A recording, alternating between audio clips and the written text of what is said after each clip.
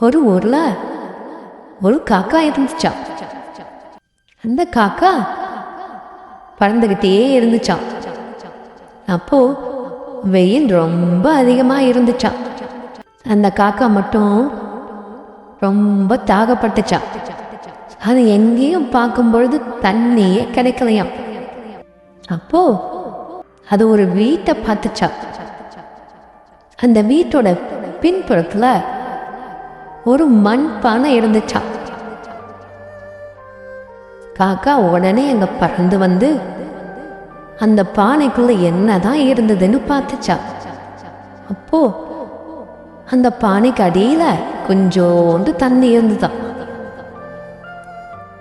அதனால அந்த தண்ணிய அடையறதுக்கு அது எவ்வளவோ முயற்சி பண்ணி பார்த்தும் தண்ணி அடியில இருந்ததால அதால தண்ணிய அடையவே முடியலையாம். அதுக்கு ரொம்ப சோகமாயிடுச்சான்.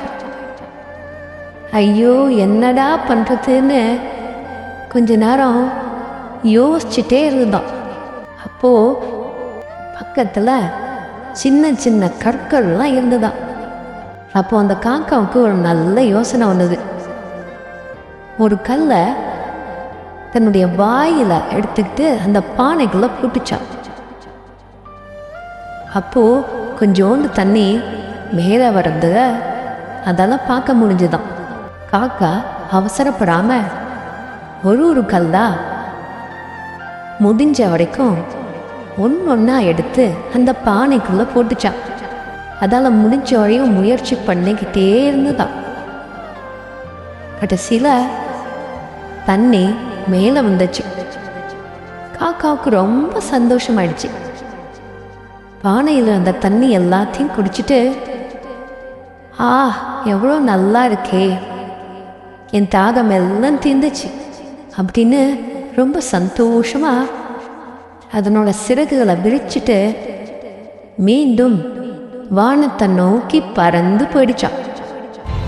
இந்த கதையிலிருந்து நம்ம என்ன தெரிஞ்சுக்கிட்டோம்னா, எந்த ஒரு பிரச்சனை வந்தாலும் நம்ம அவசரப்படக்கூடாது, நிதானமா யோசிக்கணும்.